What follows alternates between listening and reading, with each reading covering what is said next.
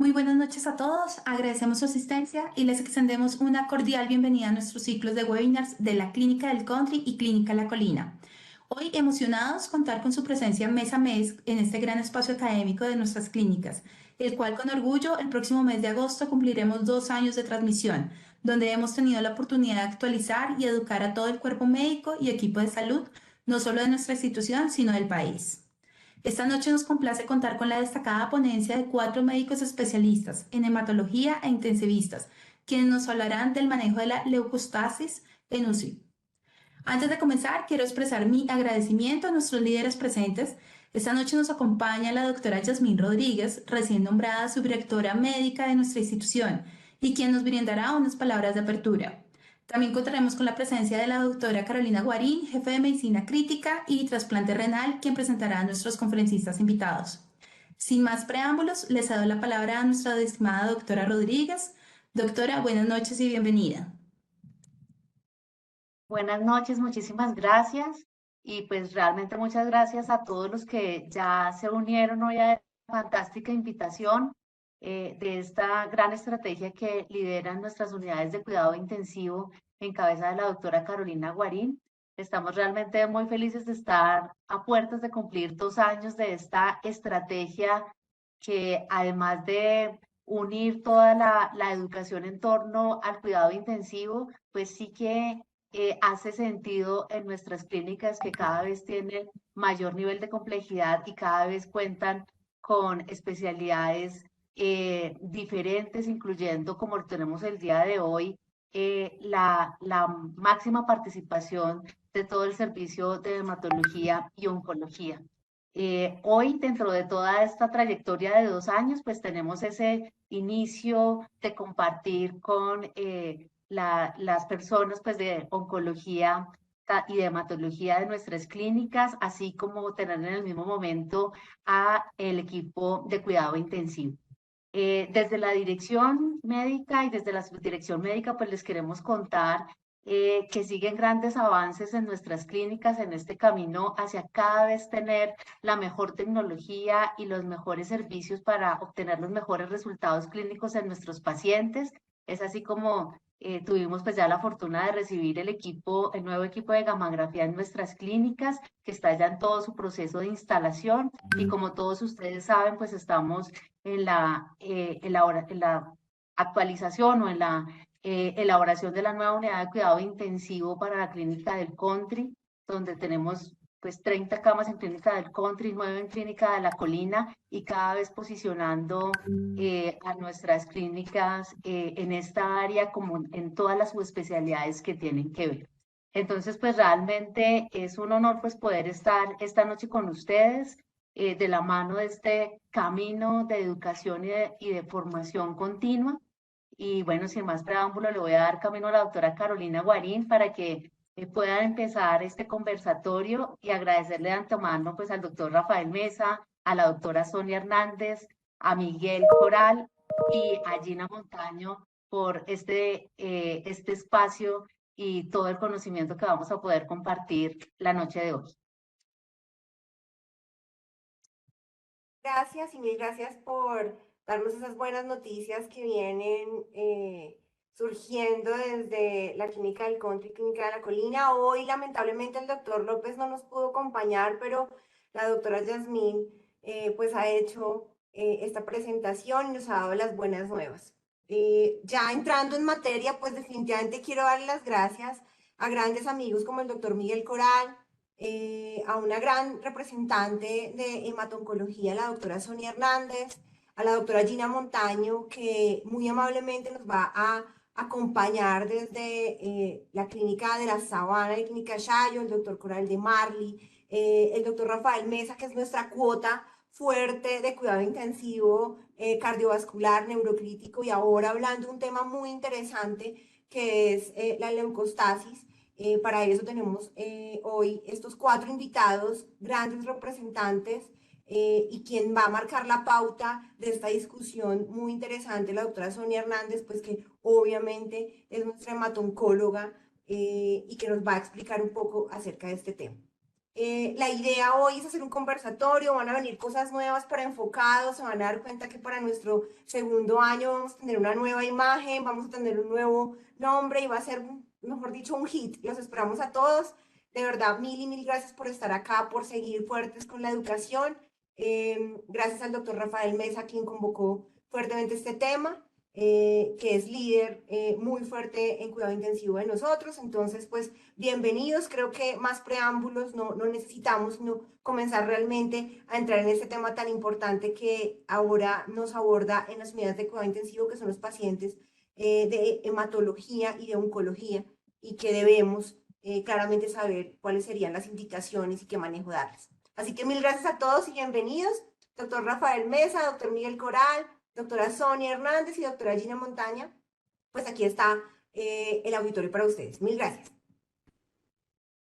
Bueno, mil gracias a todos por su presencia. Me siento honrado de compartir panel con estos compañeros de cuidado intensivo y con la doctora Hernández, un panel de lujo definitivamente, personas de altas calidades académicas, y además quisimos traer en esta ocasión para ustedes una integración académica desde el cuidado intensivo con la clínica de la Universidad de La Sabana y con la clínica de Marlí, Jorge Cavelier Gaviria.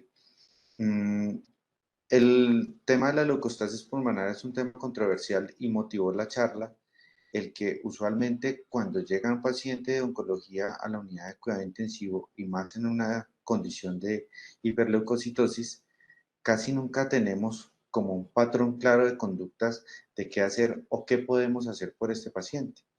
No tenemos, a diferencia de condiciones como el choque u otras patologías frecuentes en la unidad de cuidado intensivo, donde casi siempre tenemos como un camino ya establecido en guías, en protocolos y en la literatura para seguir. En el caso de la hiperleucocitosis, que además es una condición muy grave, como la vamos a ver, casi siempre de un pronóstico ominoso y oscuro, no tenemos una dirección clara. Y quisimos hacer este conversatorio desde la integración de cuidado intensivo, de la experiencia de personas de otras clínicas y, por supuesto, de la mano de la doctora Hernández, que es nuestra especialista, para poder orientarnos un poco en qué hacer, en cómo abordar, en cómo explicarnos la fisiopatología de esta entidad y cómo salir avante, de ser posible, con estos pacientes de hemato-oncología.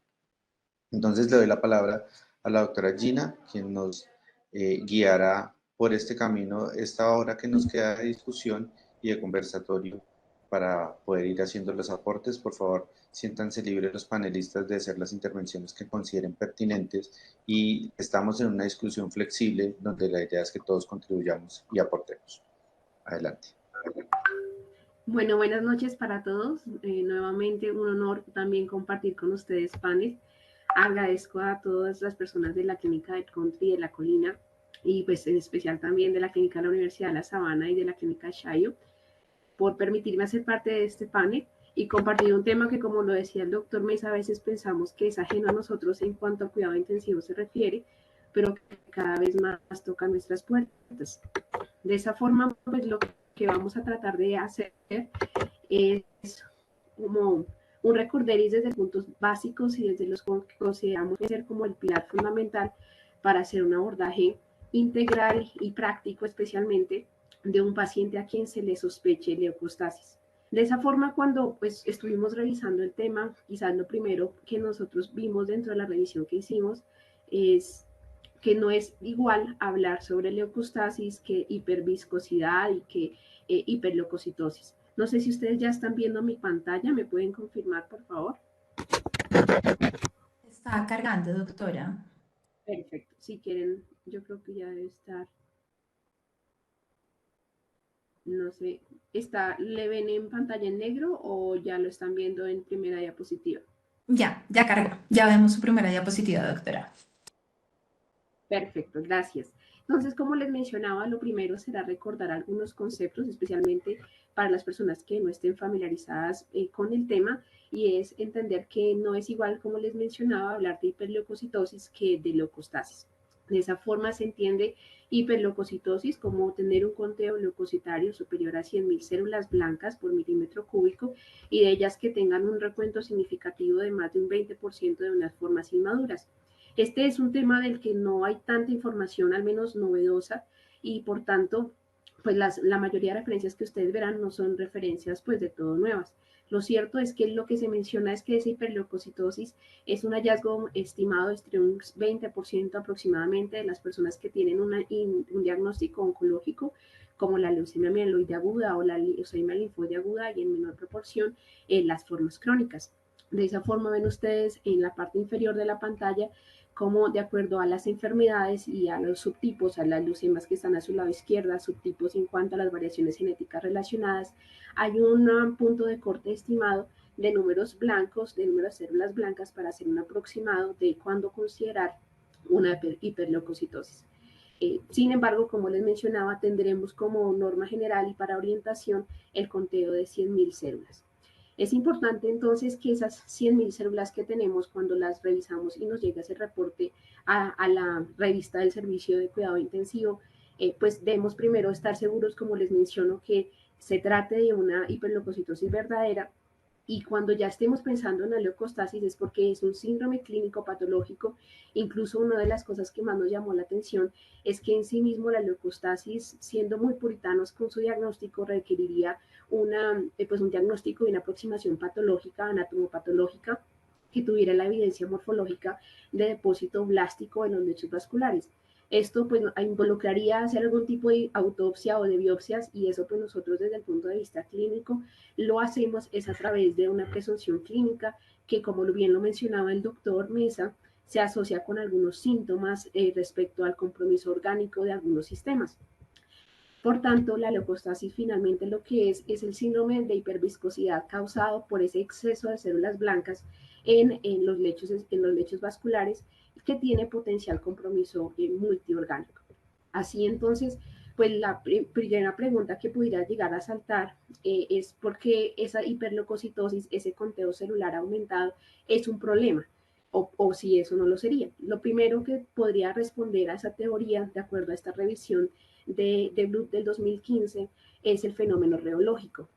Y es que, como ustedes recordarán, las células inmaduras son células que por denominación son células de mayor tamaño respecto a las células hematológicas de mayor desarrollo, y por tanto lo que van a hacer es hacer una tortuosidad, o digamos entorpecer la fluidez del flujo sanguíneo, y de esa manera, como lo mencionaba previamente, generar hiperviscosidad y generar algún tipo de obstrucción que va a entorpecer el flujo sanguíneo y por tanto el funcionamiento de los órganos en los que esto ocurra.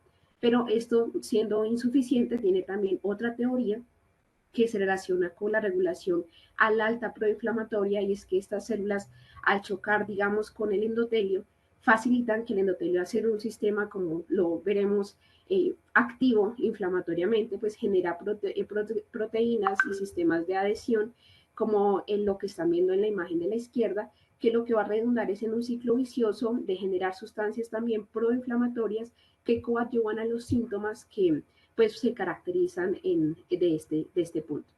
No sé si alguno de mis compañeros en esta parte quisiera agregar algo que le parezca interesante.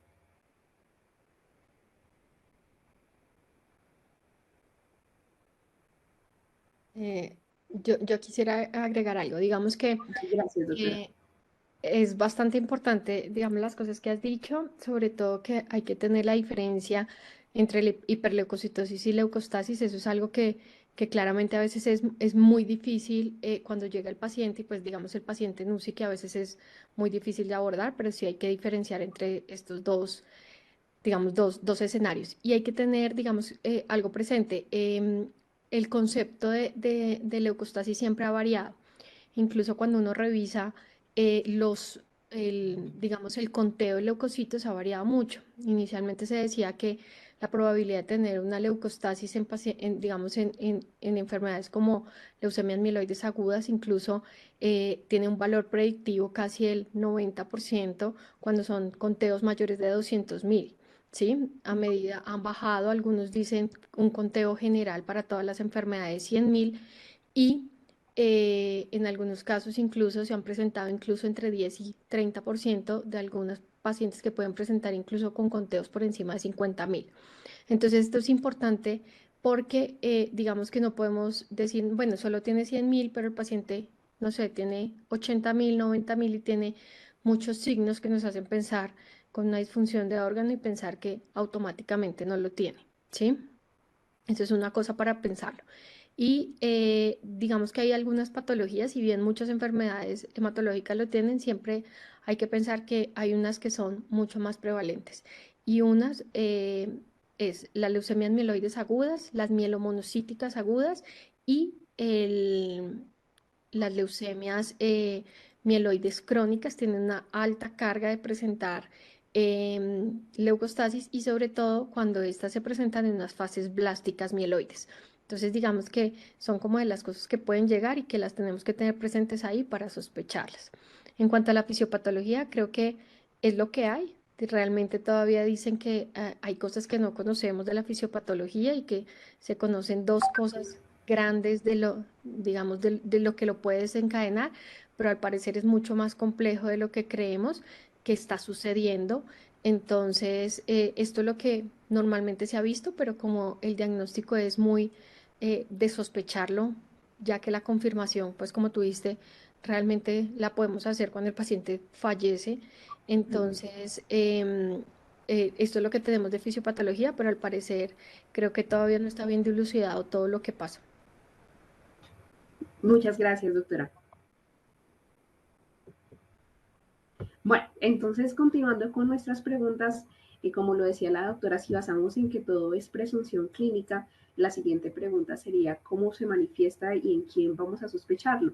Ya conocemos el conteo leucocitario umbral, sabemos quiénes tienen factor de riesgo y pues ahora es qué buscar o qué signo, qué bandera roja pudiera alertarnos sobre ese diagnóstico. De esa manera, entonces, vemos que uno de los principales sistemas es el respiratorio, y de ellos, por supuesto, los pulmones, que tienen síntomas inespecíficos, fíjense ustedes, como la disnea, la hipoxemia, pues son signos que pudiéramos encontrar en otros trastornos, y eso hace también un poco más difícil esa asociación clínica, pero la hemorragia alveolar difusa, si la acompañamos de otros factores y hacemos como una sumatoria de factores de riesgo, pudiera ayudarnos a pensar. La insuficiencia respiratoria también de gradiente hipoxémico pudiera también ser un factor de alerta para nosotros. En el sistema nervioso central, que es el segundo sistema con mayor compromiso, de nuevo son signos bastante inespecíficos, la alteración del estado de conciencia en sus diferentes fases o el déficit neurológico focal pudieran también ser signos que puedan comprometer o estar asociados al curso de leucostasis.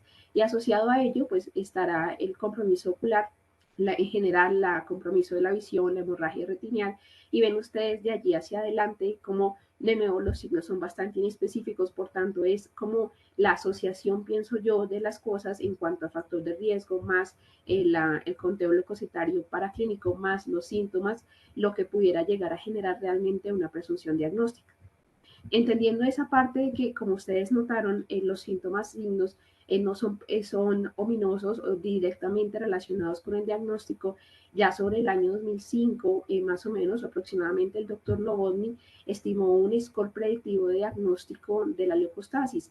De tal forma, en la tabla que les expongo a ustedes, hacia el lado izquierdo mío o izquierdo de las diapositivas, encuentran el grupo, entendiendo grupo 0 como un diagnóstico no probable, un grupo número 1 como un diagnóstico posible, un diagnóstico grupo número 2 como probable y el 3 casi certero o con mucha probabilidad diagnóstica. Y él lo que hizo finalmente fue estimar, preguntarse a sí mismo, bueno, ¿cuál es la probabilidad? ¿Cuál es la severidad de los síntomas? Teniendo presente que entre mayor la severidad de los síntomas, es más probable este diagnóstico y especialmente qué síntomas, los síntomas pulmonares, los síntomas neurológicos y él agrupa todos los demás en otros órganos. De esa forma, en los síntomas pulmonares, entonces si genera o no hay compromiso, le resta puntuación, en tanto que si es una insuficiencia respiratoria de gradiente hipoxémico que requiere un soporte ventilatorio invasivo, le da ya de por sí una probabilidad diagnóstica de 3, es decir, bastante alto la posibilidad de tener ese diagnóstico. Y así ocurre con los síntomas neurológicos, en los cuales a mayor compromiso, en relación con la focalización, el compromiso del nivel del estado de conciencia, da un mayor puntaje que pues está relacionado en no retrasar el tratamiento, que es quizás pues el objetivo también más importante acá. Entonces, el mensaje, como les mencionaba, y lo que la doctora creo que ha alertado mucho a nosotros es siempre tener presente que debemos sospecharlo, porque si no lo sospechamos, posiblemente no hagamos un abordaje temprano de ese diagnóstico. Entonces, el mensaje aquí es que es una emergencia médica y como emergencia médica debemos tener un protocolo, un algoritmo de manejo con metas a corto plazo para tratar de impactar en cuanto a su mortalidad. Hasta aquí no sé si el doctor Coral o la doctora quisiera agregar algo que vean que nos puede nutrir. Gracias, doctora Gina. Yo quisiera hacer énfasis en un punto y es lo que acabo de decir la doctora Sonia, que si bajamos de 100.000 y podemos todavía sospechar en una leucostasis en un paciente con síntomas, nos metemos en una diferenciación entre hiperleucocitosis y reacción leucemoide. O sea, allí se meten pacientes con reacción leucemoide, o sea, pacientes con leucocitosis mayor a 50.000. Y en ese caso, enfocarse a diferenciar si la patología es primaria o secundaria me parece muy importante. Y aprovechar a la doctora Sonia para que nos, si es posible, nos dijera cuál es la importancia de la presencia de basófilos, eosinófilos y blastos en esos pacientes que tienen más de 50.000 leucocitos.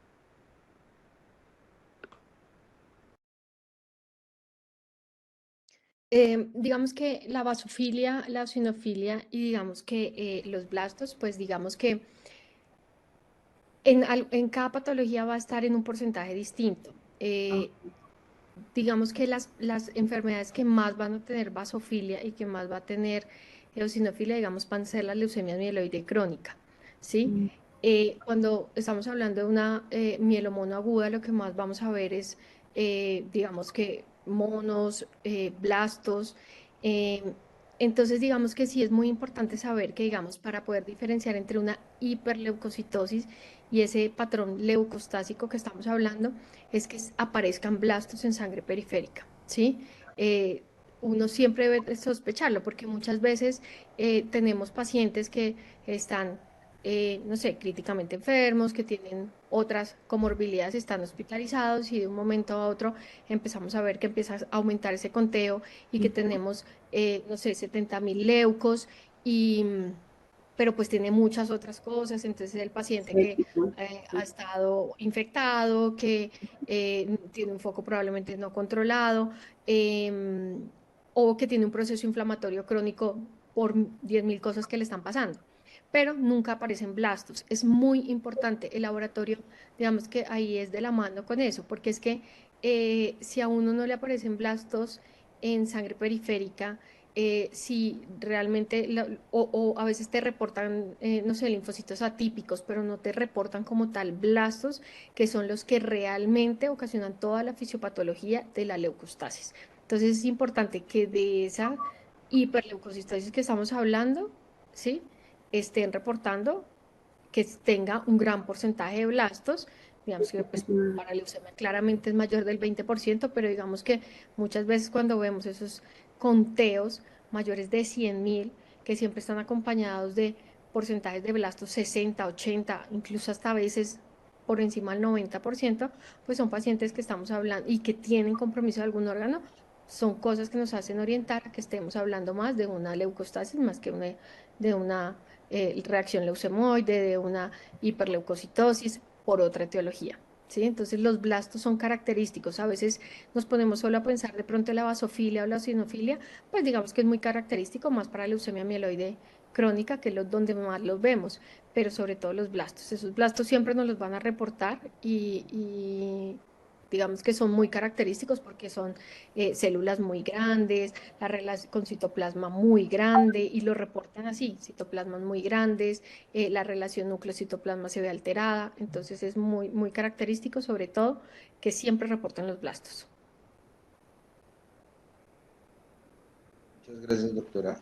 Yo que quiero intervenir y voy a aprovechar el mensaje de la doctora, porque entonces toma relevancia y es que apenas yo vea la hiperleucocitosis, yo tengo que identificar como intensivista, como grupo de cuidado intensivo ese paciente que llega usualmente al escenario de urgencias, es qué tipo de celularidad es la que está manejando mi Exacto. paciente para yo saber si es una condición primaria o si es una condición secundaria y saber inmediatamente tomar camino hacia dónde tengo que intervenir. Nos quedamos muchas veces en ese concepto de, bueno, lo que está haciendo una reacción, un choque, lo que tal vez estará séptico y tengo que hacer una intervención más bien desde oncología de una manera oportuna, porque este es un tipo de choque que no estamos acostumbrados a ver. Si quieres, Gina, voy a compartir una... Claro que sí, ya te dejé compartir para que puedas compartir. Dale, gracias.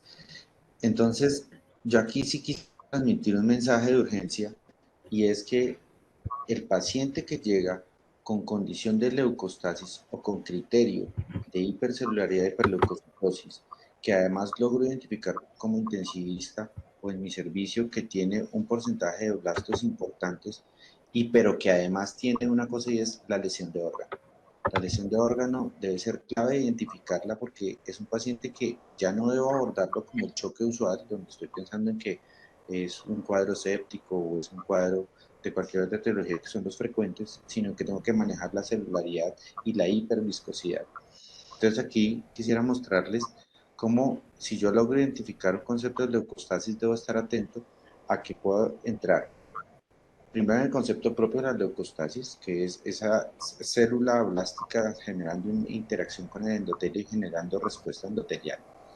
Pero además es un paciente que seguramente me puede entrar en CID, que me puede entrar en un síndrome de lisis tumoral, en lesión pulmonar aguda, en SRA, y en una lesión cerebral isquémica o hemorrágica. Alguno o todos de los que estamos mencionando.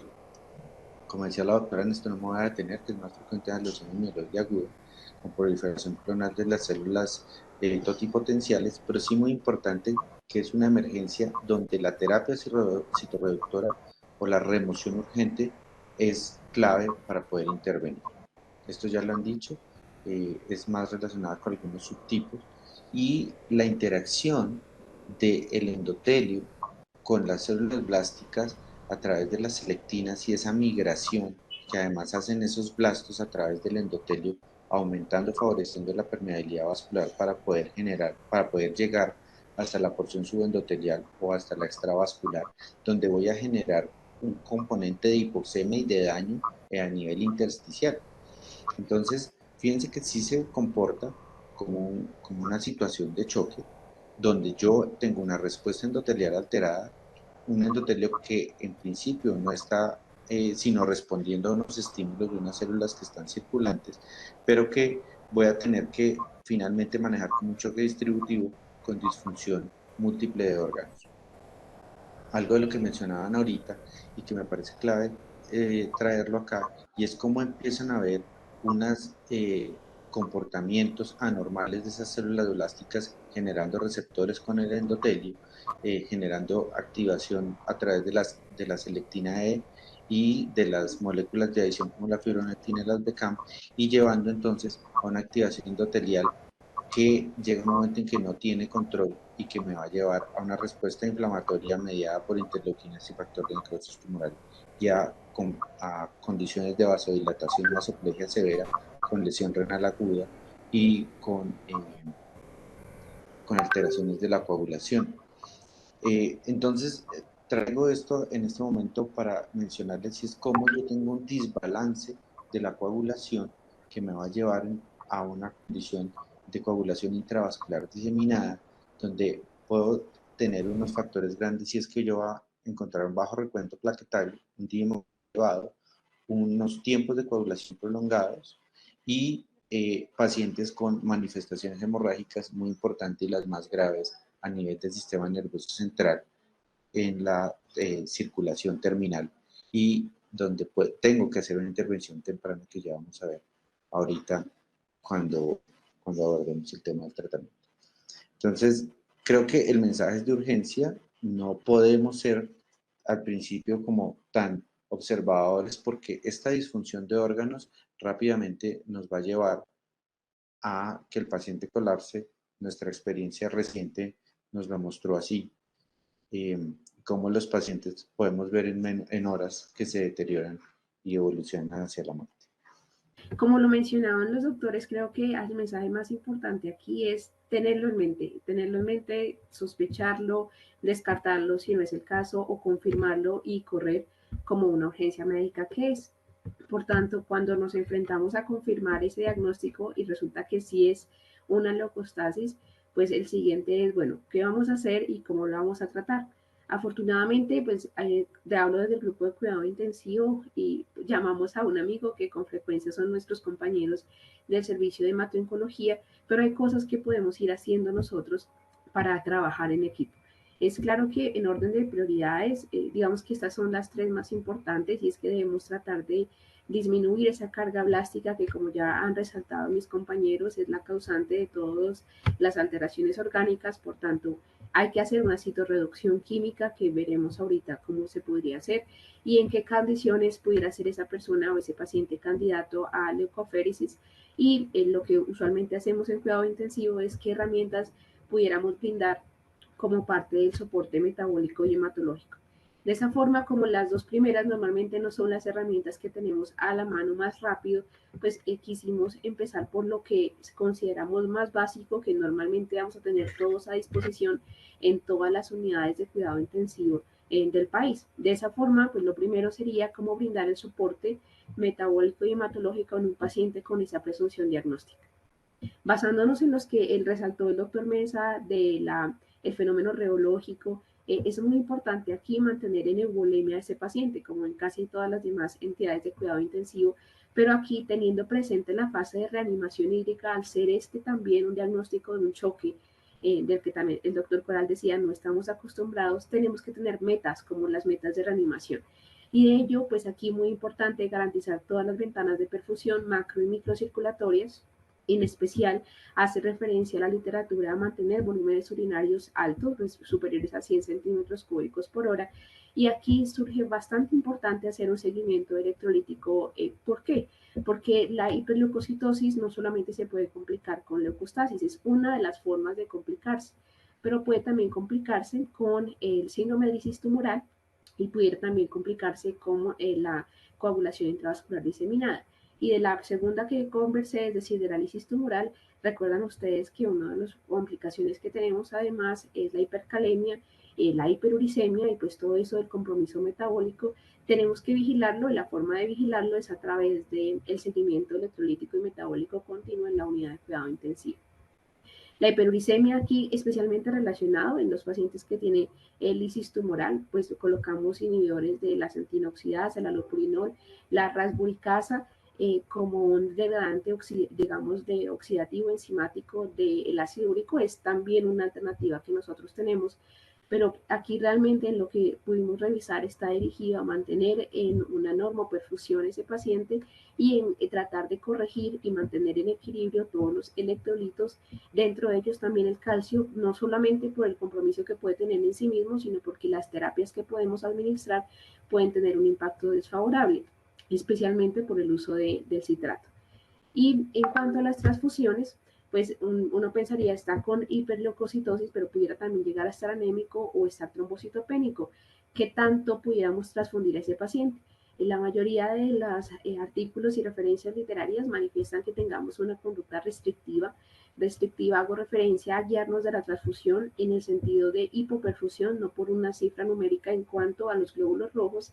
Y en cuanto al conteo plaquetario, lo que nos sugieren es intervenirlo en caso tal de compromiso del sistema nervioso central con un conteo umbral de 50.000 células de plaquetas, y en caso de que no haya sido de compromiso encefálico, incluso el umbral podría ser más bajo, de 20.000, de tal manera que tratemos de usar los menos hemoderivados posibles en este tipo de pacientes.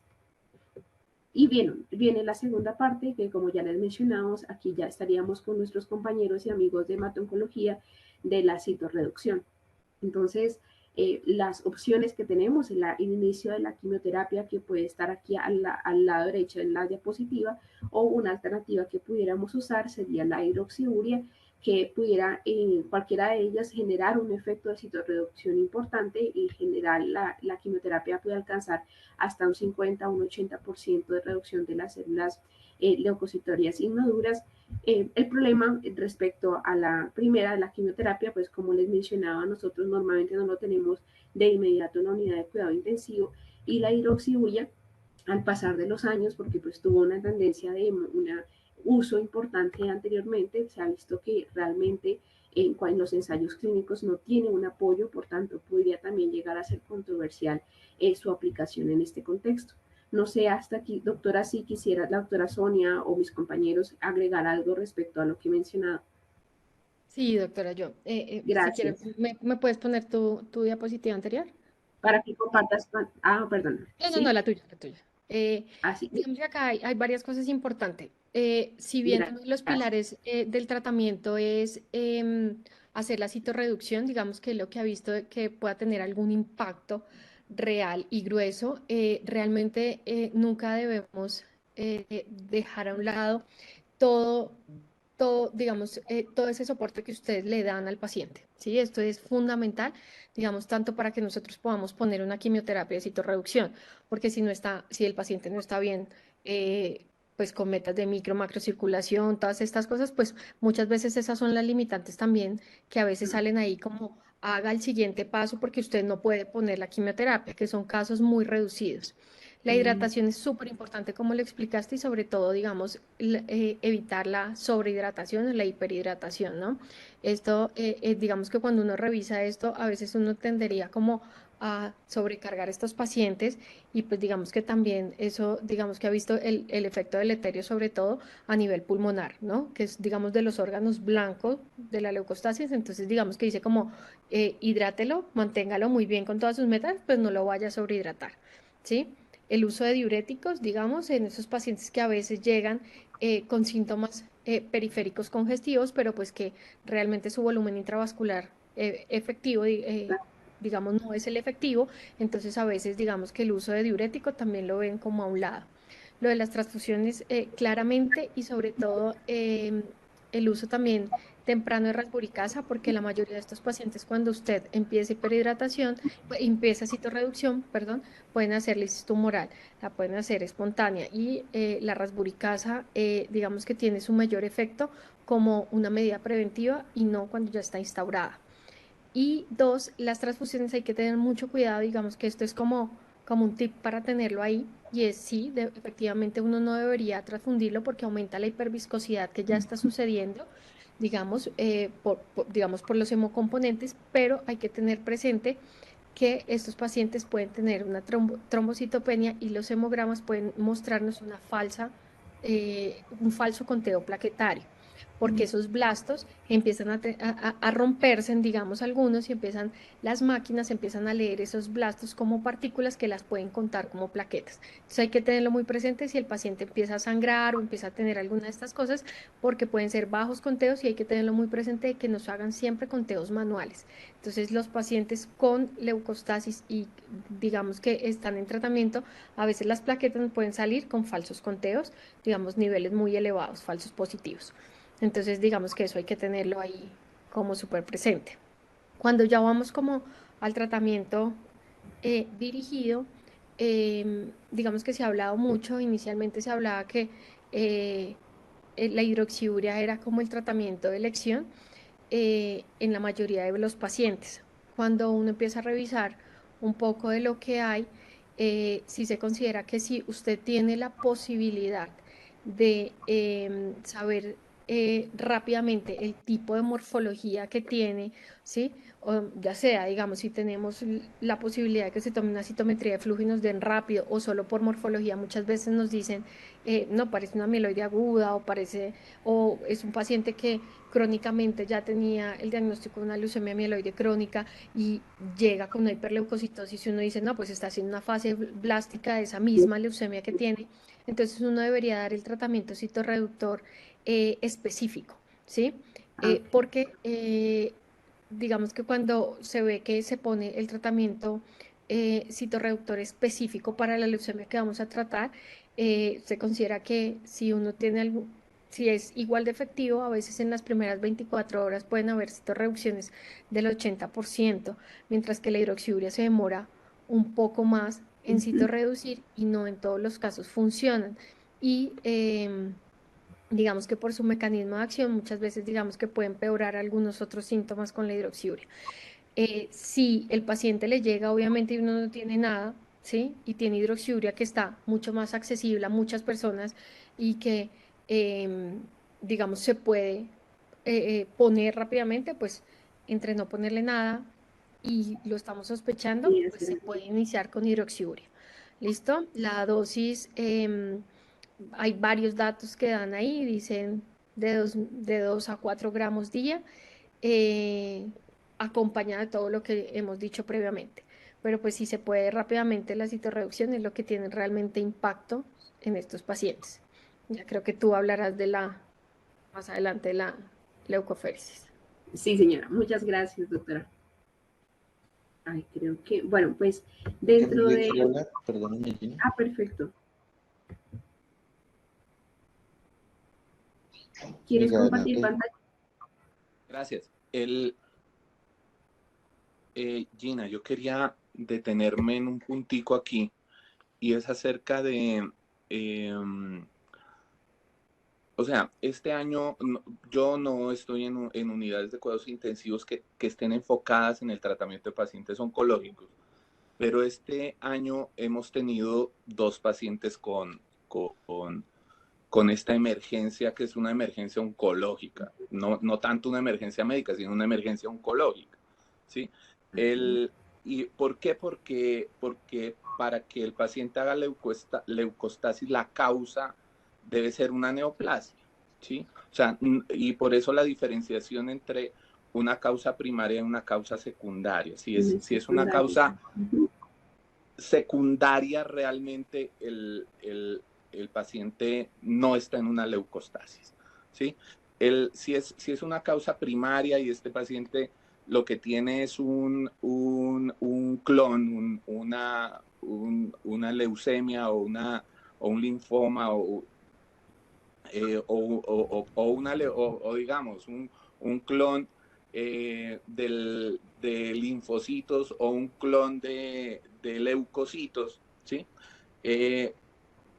Creo que ahí, y quisiera que la doctora Sonia nos aclarara, o sea, la hidroxiurea tendría más efecto hacia la línea mieloide que hacia la línea linfoide, y diferenciar la célula que está produciendo el problema, pues sería realmente importante, sobre todo en el contexto donde no están los hematólogos, ¿sí? O sea, vimos un paciente con 100.000 monocitos que tenía sangrado cerebral, un paciente con 400.000 leucocitos que tenía falla respiratoria, y ninguno de estos nos decía que tuviese blastos en el sitio donde estábamos. Y cuando hay blastos, diferenciar los blastos dependiendo de la morfología, y no sé qué tan importantes son las varillas de Auer que veíamos en la revisión que hacíamos para la presentación. Ahora, si no tenemos el amigo para llamar Gina, doctora Sonia, y el paciente tiene una leucostasis y se nos va a demorar en llegar a la remisión, y ahorita como el sistema se está deteriorando, cada vez es más frecuente que no consigamos para dónde mandarlo. ¿Debemos iniciar la hidroxiurea, sí o no? Esa es la pregunta que quería hacer. Dos cosas, Doc. Ahorita dejamos el teléfono ahí de los hematólogos para que tengan un amigo hematólogo a quien llamar. Entonces, una cosa importante, digamos que normalmente cuando a uno le dan un hemograma, la mayoría, pues digamos, en las UCIs, digamos, reportan el hemograma y normalmente uno puede saber hacia dónde está la desviación, si es más línea linfoide o línea mieloide. digamos que los bastones de Auer son muy característicos en promielocítica, ¿sí? Nos serviría sobre todo para pensar que si en algún momento se nos pasa por la leucoaféresis, no hacerla en ese caso, porque es una de las contraindicaciones que creo que ya la doctora nos dirá más adelante. Entonces, sí, normalmente los blastos, digamos que no son muy difíciles de ver, pero pues sí necesita de una bacterióloga, digamos, que sea entrenada y que por lo menos tenga entrenado el ojo para poderlos diferenciar. La mayoría de los hemogramas, digamos, ya pues leen este tipo de células o por lo menos lo sospechan ahí, entonces le salen a uno, digamos. Entonces, sí es muy importante saber que hay blastos. Y dos, si yo no tengo ya nada más disponible, tengo un paciente con hiperleucocitosis que me llega con algún síntoma característico y no tengo nada más, digamos que sí podría iniciar un tratamiento citorreductor poniendo todas las otras medidas y en ese caso pues hidroxiuria, digamos, mientras el hematólogo llega a ponerle pues ya una quimioterapia como tal, que pues eso sí ya está más limitado a nosotros claramente, pero la hidroxiuria sí, uno podría iniciarlo, realmente tiene más beneficio obviamente en la línea mieloide, ¿sí? Que en la línea linfoide, pero pues cuando no tenemos más, digamos que puede ser una medida que puede ir reduciendo, mientras podemos caracterizar qué tipo de leucemia es y qué tipo de tratamiento citorreductor le podemos poner. Entonces sí puede ser una medida temprana si lo tenemos disponible, no en muchos lados está, entonces, pero sobre todo donde hay servicios de hematología concomitante, y si el hematólogo no está ahí todo el tiempo, pues digamos que sí es asequible que exista en farmacia. Hay sitios pues donde no es tan fácil conseguirla también la hidroxiuria.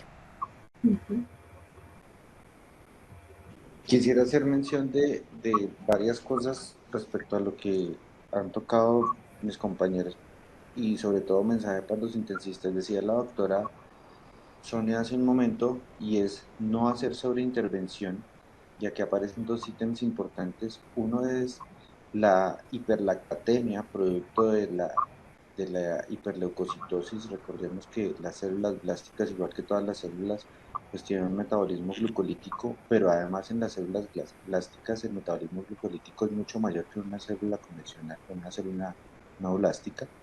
Entonces, vamos a encontrar hiperlactatemia esperable en ese paciente que yo no debo tratarla como una condición de choque y entonces no debo llenar el paciente de agua, porque sí tenemos esa tendencia que el lactato se responde con el lactato elevado se responde con lactato de orina. Entonces, un tema es ese, lo otro es la hipoxia espuria, y es esa falsa hipoxemia que podemos encontrar en los gases arteriales, derivada también del consumo del oxígeno disuelto en sangre por las células blásticas y que nos pueden hacer pensar en que el paciente tenga un compromiso grave de la oxigenación cuando en realidad no lo tiene. Pensaría yo, y en esto pues, les pido que me corrijan, se ha inducido por la célula blástica, es muy probable que sea un SDRA que no me responda al manejo con el ventilador. Uno, por la respuesta endotelial; dos, por la posible infiltración leucémica que pueda tener el pulmón; y tres, porque no es una ocupación alveolar y no necesariamente es un compromiso intersticial, sino es un problema puramente vascular.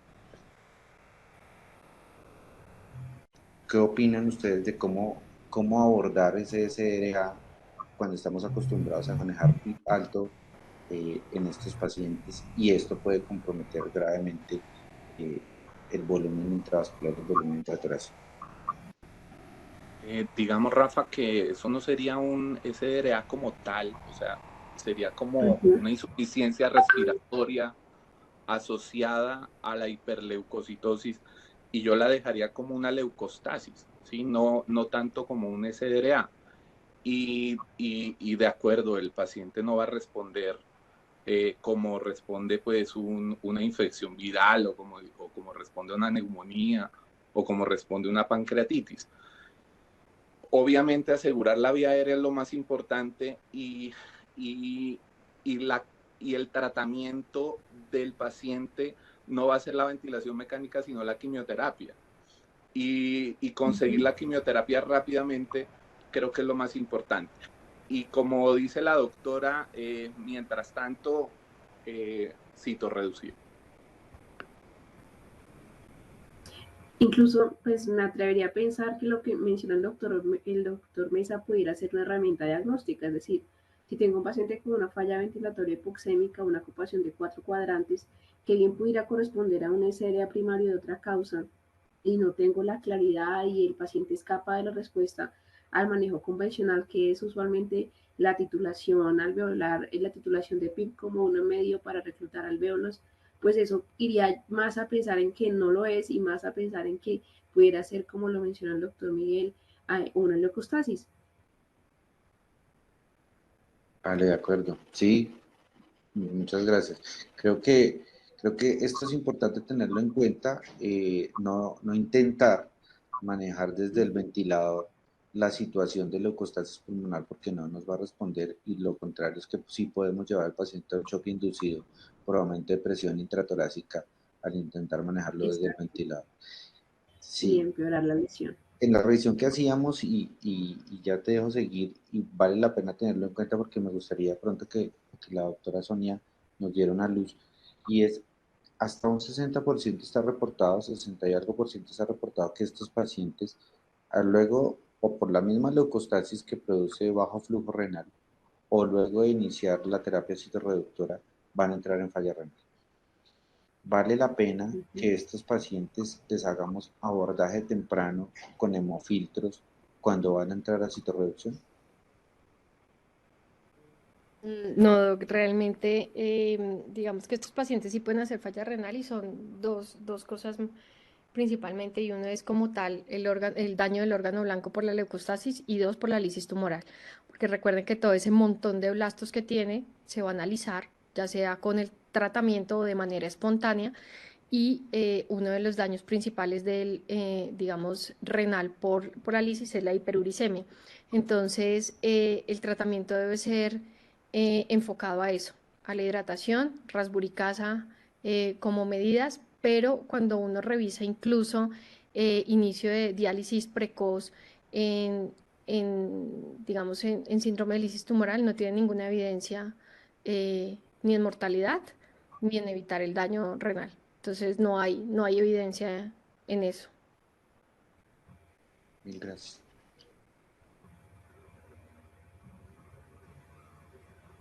Yo creo que ya con estas observaciones pudiéramos continuar, o no sé si de pronto algún otro comentario.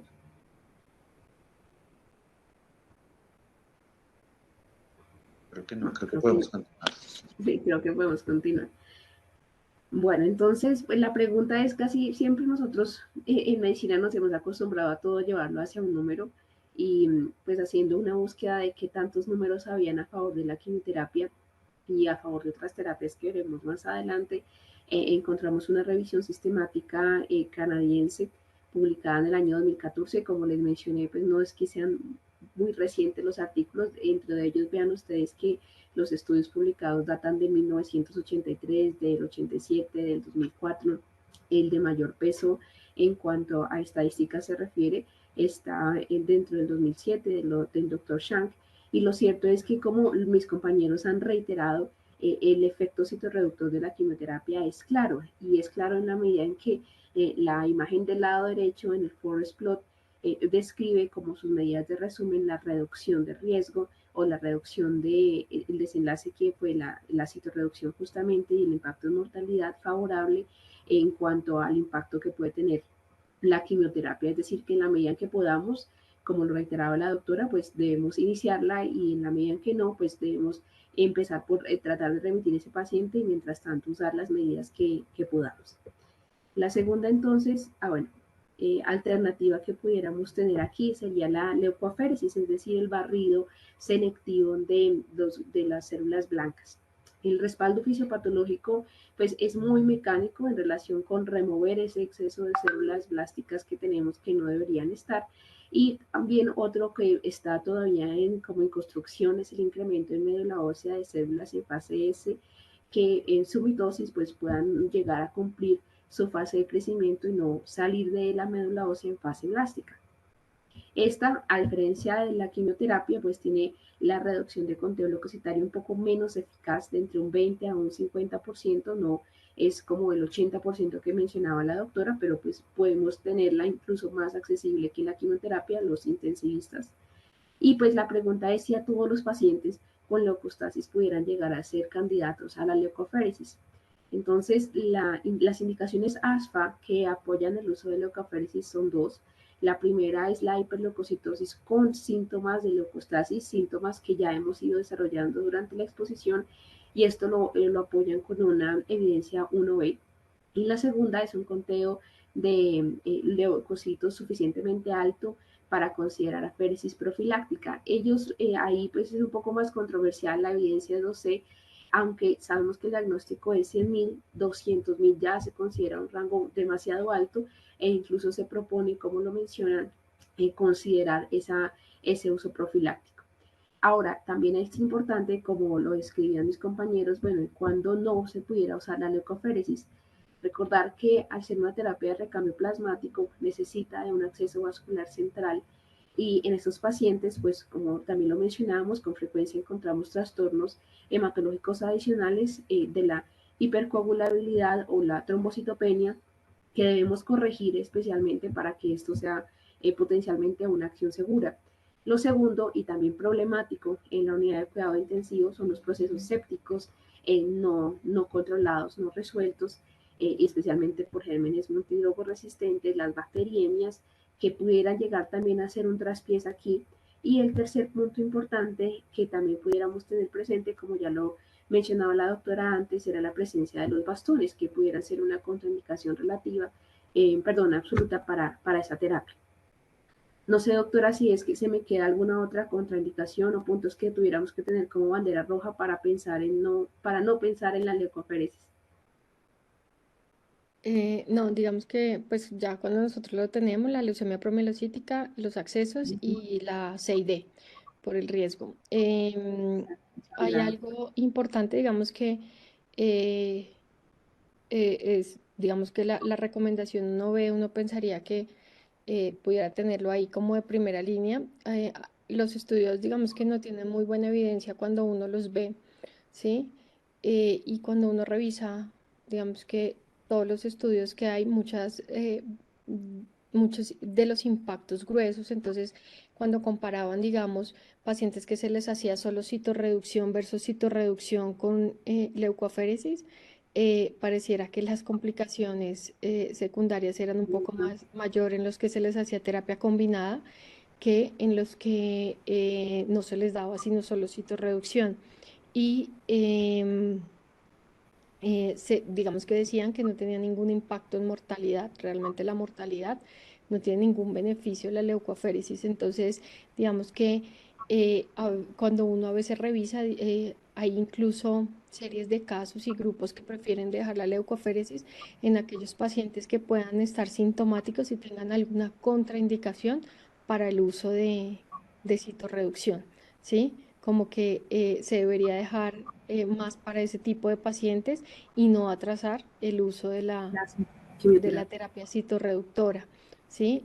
La leucoféresis, digamos que por el tiempo de exposición tiene que ser un filtro especial, los tiempos de exposición tienen que ser muy largos, 4 a 5 horas más o menos de hacer el procedimiento, y tienen un efecto que al parecer cuando les medían leucocitos, tienen un efecto transitorio en bajárselos, pero como su problema no es todos los leucocitos que solo están en sangre periférica, que se están yendo a órgano, sino son todos esos que se están formando en médula ósea, ella no tiene ningún impacto ahí. Entonces, digamos que hacer solo leucoféresis, digamos que no tiene ninguna evidencia, y se deberían usar en los pacientes que tengan alguna contraindicación para la terapia citorreductora o que esa terapia citorreductora se pueda demorar por alguna razón, ¿sí? Entonces se podría poner, digamos, hidroxiuria menos con la leucoféresis. De resto, sí, llevarse en la cabeza que toca ponerle algo citorreductor ya. Sí, yo creo que ese es el mensaje que hemos ido aprendiendo. Pues yo creo que ahí justamente, señor doctor. una cosita. Claro. Yo estuve 10 años en una unidad de cuidados intensivos donde teníamos disponibilidad de hacer leucoaféresis y nunca la hicimos, ¿sí? Tal vez una vez tuvimos el paciente para hacerla porque no le bajaban los leucos y cuando fuimos a intentar hacerlo, los filtros se habían vencido, ¿sí? No sé si en el panel alguien lo ha hecho y si tiene la experiencia, ¿cómo le ha ido? Creo que tenemos dos de nosotros, Ay, qué bueno. Sí, doctora, de hemos country. montado dos. Sé de uno que el desenlace pues no fue favorable, pero ya por la disfunción de órganos que teníamos, tuvimos la oportunidad de montarlo aquí en la unidad. Realmente fue muy rápido, o sea, consideramos hacer la leucoaféresis sobre las 4 de la tarde y a las 6 ya estaba montada. En ese tiempo, ese paciente tuvimos un tiempo de exposición de más o menos unas 2, 3 horas. El desenlace fue fatal, como les digo, más por la disfunción de órganos tan severa que ya tenía, pero digamos que la experiencia de montarla y de exponer al paciente a la leucoaféresis fue favorable. No sé el otro, como El otro también, digamos que no fue un buen desenlace. Normalmente a este paciente era una mielomono aguda y se le puso también terapia citorreductora. Y pues el problema de esta enfermedad es que tiene una alta mortalidad, entonces digamos que obviamente hay que hacerle todas las cosas, sí, pero hay cosas que también son independiente del tiempo, se puso muy, muy, muy rápido y, y digamos que los dos fallecieron, los dos pacientes que le pusimos leucoaféresis.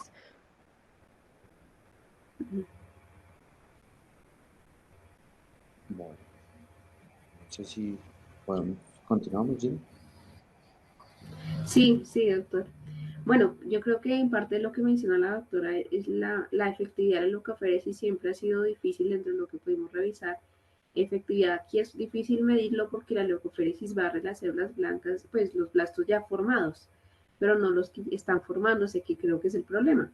Entonces aquí una de las formas alternas de decir, bueno, qué tanto está barriendo el conteo leucocitario que pues ya está en sangre, nos proponen es como estimar el conteo de leucocitos post la sesión sobre el conteo leucocitario previo por 100 y eso da un estimativo porcentual de cuánto es la reducción de masa circulante para saber cuántas sesiones serían las necesarias y cuánto digamos que sería el descenso normal y esperable para usar esa terapia. El problema es que como cualquier otra, pues no es inocua y asociado a los eventos adversos que se relacionan a una terapia de recambio, pues también está el uso de citrato, podemos también tener la hipocalemia, trastornos hidroelectrolíticos que se van sumando a lo que ya de base estamos tratando de combatir, que es la disfunción multiorgánica. Entonces, creería yo que es por esa razón que también el apoyo, digamos, en cuanto a su uso en relación con la evidencia que tenemos de los ensayos clínicos, pues tampoco es tan alto. Este algoritmo me pareció interesante, me pareció que es un algoritmo muy práctico como para aquellas personas que pues estamos en la unidad de cuidado intensivo o en otro servicio y recibimos un paciente que tiene esta hiperleucocitosis, que cumple los criterios para considerar esa hiperleucocitosis como primaria. Y pues fíjense que nos sugieren acá, pues empiece con algo práctico, una radiografía de tórax o considere si es necesario una tomografía de cráneo pues para ver ese compromiso encefálico, una química básica que incluya, por supuesto, los electrolitos y dentro de ello también pues incluir el ácido úrico por el riesgo adicional de la crisis tumoral. Y si todo eso le da puntos de acuerdo al score que ya mencionábamos para pensar en una leucostasis, no se tarde y empiece líquidos. Empiece líquidos sin sobre reanimar, como lo mencionábamos, tener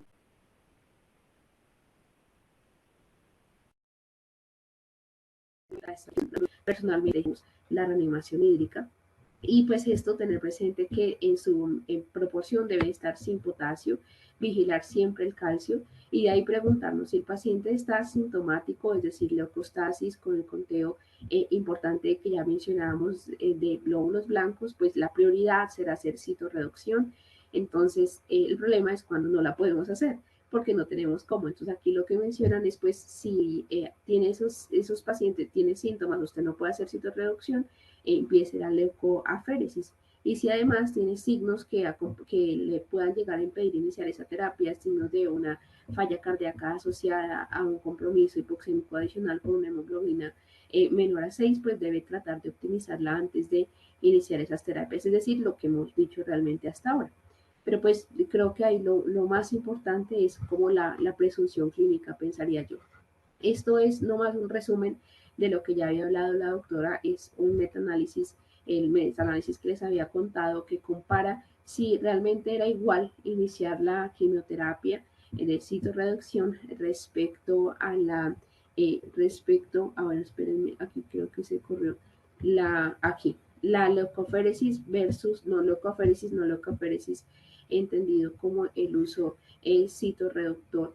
Y pues realmente en cuanto a la mortalidad, que haga que pensar que la leucoféresis iniciarla más temprano para ganar tiempo, pues no tenemos evidencia. Lo que se conoce y sabe es que realmente la efectividad clara va a estar en iniciar la quimioterapia, pero no iniciar la leucoféresis versus iniciarla más temprano parece que no tiene impacto en cuanto a la mortalidad de estos pacientes, que pues sería otro dato importante y controversial, pensaría, en este punto, porque pues es usualmente lo que pudiéramos tener.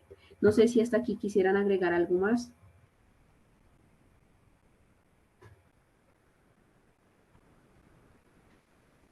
Que no.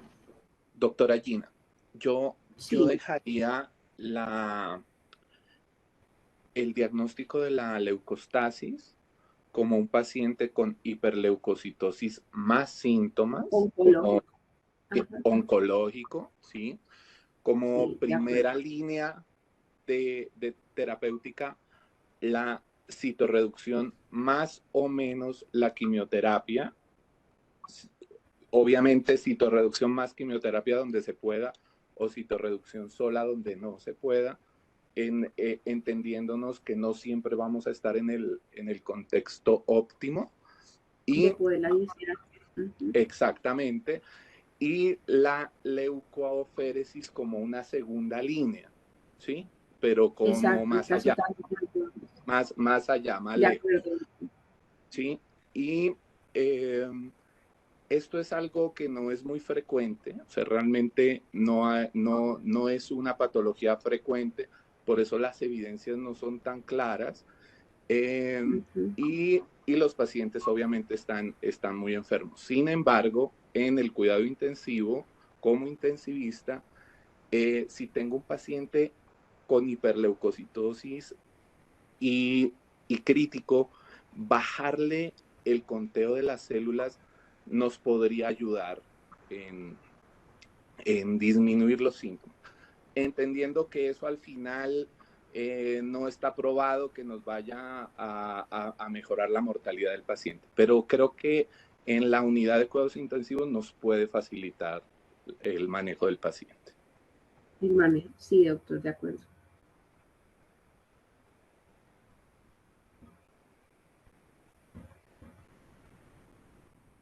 No sé si alguno otro quisiera agregar algún comentario. Yo no. Perfecto. No sé si la doctora Sonia. No, doctora, no, Va. nada adicional. Pues realmente era como esos puntos los que queríamos conversar. Digamos que para nosotros creo que los mensajes más importantes para mantener en mente es primero el sospechar. Creo que sospecharlo va a facilitar el camino, diagnosticarlo va a aclarar la ruta. Y tercero y muy importante es llamar a un amigo y trabajar en equipo. Creo que es lo que va a garantizar siempre el éxito en estos pacientes que, como hemos mencionado, son tan retadores, tan complejos, que de base están tan enfermos. No sé si quisieran ustedes agregar algunos otros mensajes para nuestros compañeros. Pues nuestra experiencia, pues, igual que Miguel, ya llevamos algún tiempo en esto, la experiencia con los pacientes oncológicos, la mayoría de las veces no es tan agradable y tan favorable porque llegan en unas condiciones muy graves. Yo creo que la cabeza de los intensistas siempre se nos enreda un poco cuando vemos el paciente oncológico, porque primero nos preguntamos si tenemos que trabajarle y qué tanto tenemos que trabajarle. Luego entran las discusiones éticas. Pero creo que en el caso de este punto de la leucostasis, es un paciente que debe ser abordado por cuidado intensivo y de forma temprana. Me atrevería a decir que siempre que un paciente tenga diagnóstico de leucocitosis debería entrar de forma temprana a la UCI y mucho más si va a entrar en terapia reductora, previendo lo que puede pasar. El panorama queda mucho más claro. Yo hoy me sentí en clase, muy agradado en clase, aprendiendo mucho y creo que por lo menos podemos ver un poco más objetivo y un poco más tranquilo ese paciente que llega a una condición grave de hiperleucocitosis. Yo les agradezco infinitamente haber aceptado la invitación para este conversatorio y poder aprender de ustedes mil y mil cosas. La integración desde el cuidado intensivo y la integración académica eh, nos beneficia mucho a los intensivistas en estos terrenos tan escasos de evidencia y de literatura. Doctora Hernández, le quedo ampliamente agradecido por habernos acompañado y por habernos dado tantos aportes. Mil gracias.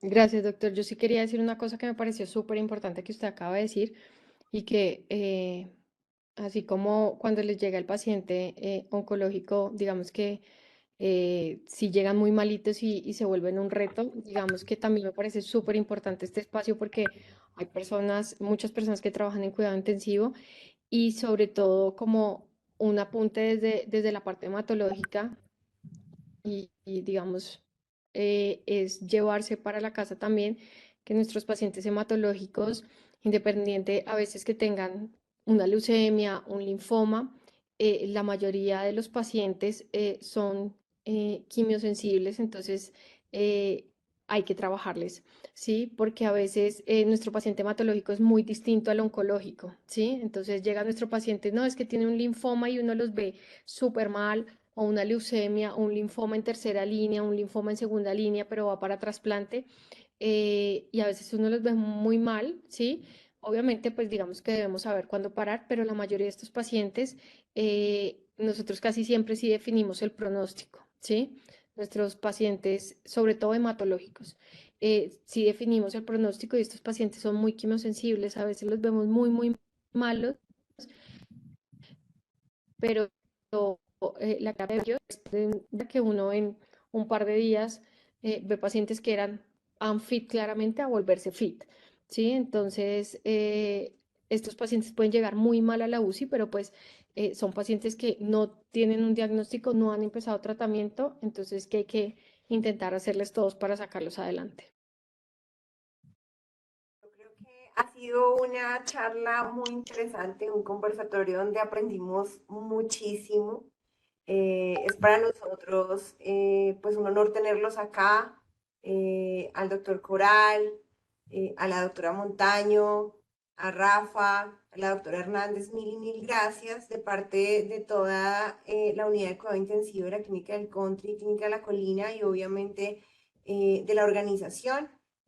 Ha sido muy provechoso, muchas gracias, muy importante lo que dijo la doctora Sonia al final y es el trabajo de estos pacientes que por parte de hematología tienen un buen pronóstico y que debemos trabajarles en las unidades de cuidado intensivo. Así que mil y mil gracias, un tema súper interesante, denso, aprendimos muchísimo. Gracias, doctora Gina, de verdad, muy querida, doctor Coral y Rafa y la doctora Hernández. Un abrazo gigante a todos y a todos los que aguantaron nuestra charla fuerte a estas horas. Mil y mil gracias. Bueno, un abrazo, cuídense mucho.